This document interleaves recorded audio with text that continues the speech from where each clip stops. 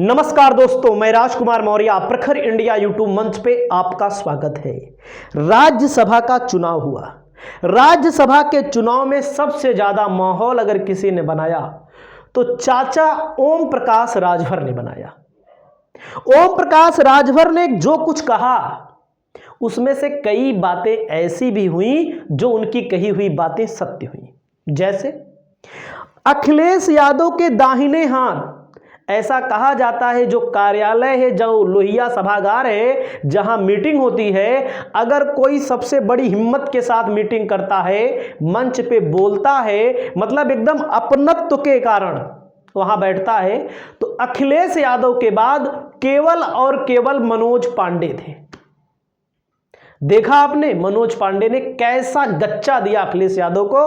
अखिलेश यादव समझ नहीं पाए, हालांकि उनको पहले ही मालूम हो गया होगा क्योंकि बड़े नेता सब उनको पता चल जाता है।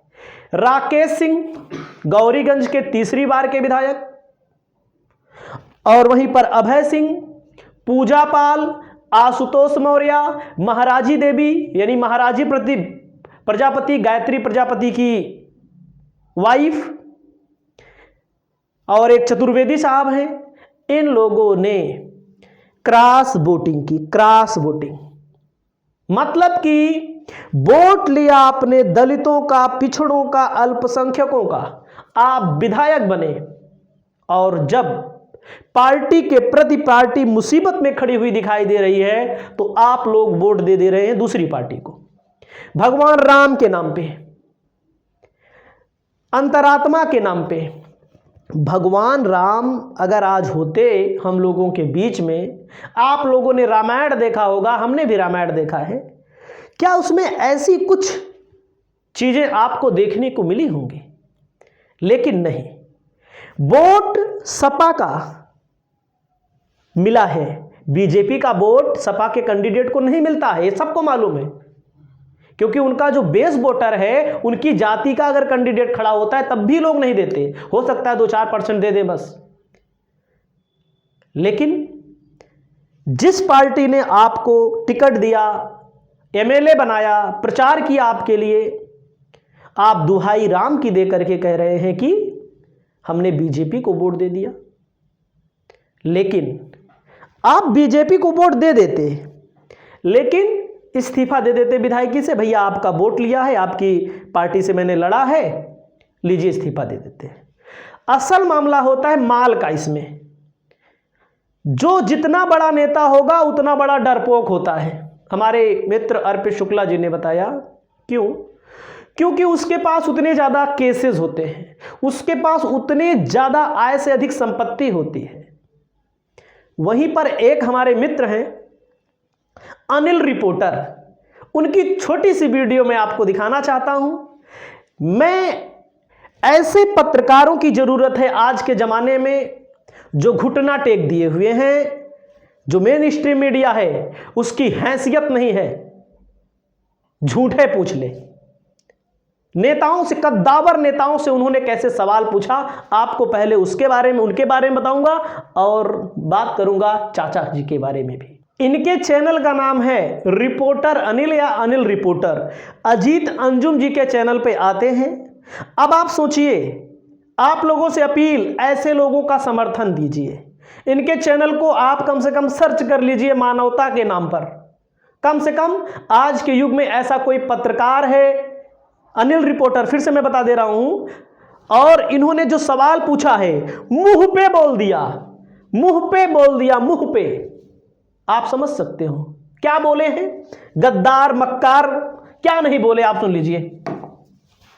और राकेश पांडे, ये तीनों लोग हैं तो समाजवादी पार्टी के विधायक, लेकिन वोट करने जा रहे हैं बीजेपी के लिए। तो देखिए तीनों लोग राकेश, पूरी वीडियो सुनिएगा, हुए हैं और साफ कह दिया है कि इन्होंने कि वोट इनका बीजेपी को जाएगा। हालांकि कुछ बोलने से भी फिलहाल मना करें। राकेश पांडे जी तो ही है।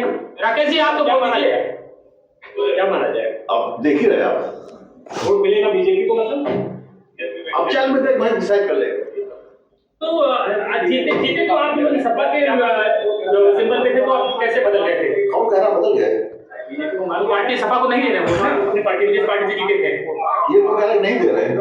आगे देखिए, आगे जो कहने वाले कह रहे हैं इसको भी सपा वोट देने जा रहे हैं। आपके बेटे को बीएसपी से टिकट मिल गया तो बीजेपी से टिकट मिल गया तो आप भी बीजेपी की हो गए। बेटे से मुझसे क्या मामला? ये तो गद्दारी है, गद्दारी को सूचना कुछ है ही नहीं है। मुझे टिकट मिल जाए, कहीं से पद मिल जाए, पैसा मिल जाए तो तुरंत बदल जाते हैं तुम। अभी हम वोट दिए अंदर और दलित पिछड़ों का जिनका वोट लिया था उसका क्या होगा? अरे अपने अपने विचार कैसे जीते, निर्दलीय लोग जीत रहे होते, शर्म नहीं आती है नेताओं को इस तरह से बदल जाते हैं। वैसे देखिए वोट डालने अंतरात्मा की आवाज वोट डालेंगे, अंतरात्मा अंतरात्मा की आवाज तो सही जगह अंतरात्मा की आवाज और वोट बता दे पंचम दल से अंतरात्मा के। देख सकते हैं क्या बोला इन्होंने, धोखा, गद्दार, मक्कारी, बेईमानी। आप निर्दलीय लड़ जाते, आप इतने बड़े नेता हैं तो। सबसे पहले इन भाई का जो चैनल है मैंने गलत बोल दिया था, जर्नलिस्ट अनिल, रिपोर्टर अनिल के नाम से भी आप सर्च करेंगे तो इनका चैनल मिल जाएगा। इनको आप लोग सपोर्ट जरूर करिए, हमको करिए या ना करिए, इनको आप सपोर्ट करेंगे तो हमें अंदर से खुशी होगी कि कम से कम आज के ज़माने में जहां करोड़ों अरबों का मीडिया, खरबों का कारोबार करने वाला मीडिया सोया हुआ है, चाशनी चाट रहा है, जूते चाट रहा है सत्ताधारी पार्टियों के, आज वहीं पर ऐसे पत्रकार को हम बहुत बहुत नमन करते हैं और इनसे मुलाकात करने की भी कोशिश करेंगे। आगे हम दिखाते हैं चाचा राजभर का क्या हाल है। राजभर जी दावा कर रहे थे कि हमारे एमएलए, हमारे विधायक कहीं नहीं जाएंगे।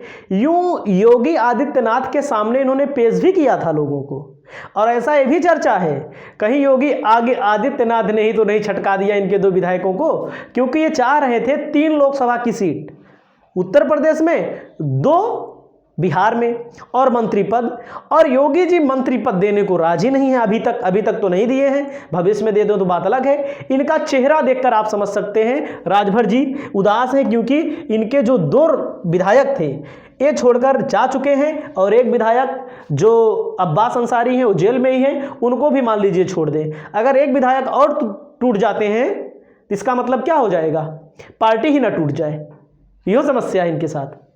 तो इसे अखिलेश ऐसा काम करेंगे नहीं, फिर भी देखिए पार्टियां तो ऐसे टूटती है 2/3 से। देखिए हम 3 लोगों को अलॉट किया गया था संजय सेठ के लिए, एक को किया गया था वो का नाम है आरपीएन सिंह के साथ, एक गाजीपुर की जो बिंद है महिला नाम था उनका संगीता बलवन, उनके साथ तो अलग अलग बनाया गया था चैनल।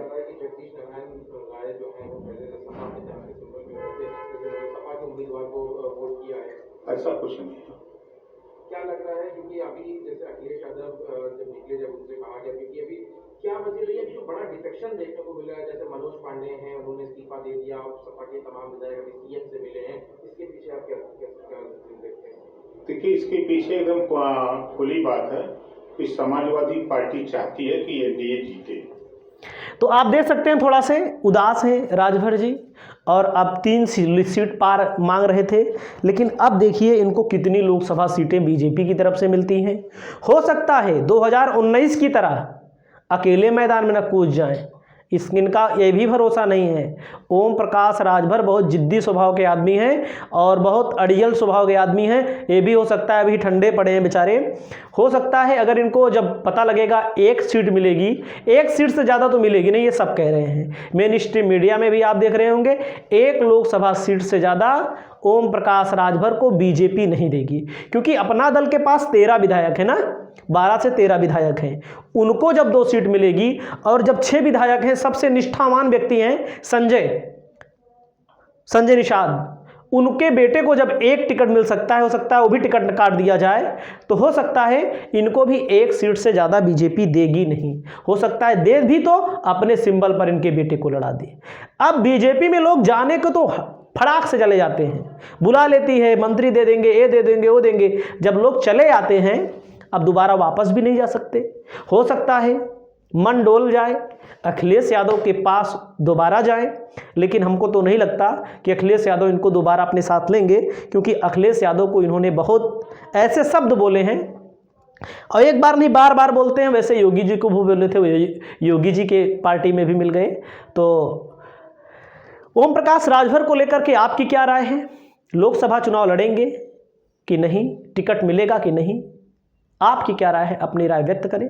और ओम प्रकाश राजभर की पार्टी के हालांकि 2 से 3 विधायक खसक चुके हैं, और एक आध ना खसक जाएं, और एक खसक जाएगा तो मान लीजिए पार्टी से भी हाथ धोना पड़ सकता है, चुनाव चिन्ह से भी हाथ धोना पड़ सकता है। क्योंकि 2/3 अगर विधायक गायब हो जाते हैं, किसी पार्टी द्वारा तोड़ लिए जाते हैं, या हो सकता है एक आध उठी बीजेपी अपने में मिला ले, ये समस्या है। जैसे आपने देखा शिंदे की, आपने देखा उद्धव ठाकरे की पार्टी को, आपने देखा शरद पवार की पार्टी को। मतलब आप देखते चलिए, ऐसे बहुत सारी पार्टियां हैं जो बीजेपी में समाहित होती चली जा रही हैं। बीजेपी बहुत बड़ा गुब्बारा, बहुत बड़ा छतरी बना चुकी है। उस छतरी के नीचे विपक्ष वाले ज़्यादा हैं, कांग्रेस वाले ज़्यादा हैं, भाजपा वाले कम हैं। आपकी क्या राय है? अपनी राय व्यक्त करें। नमस्कार।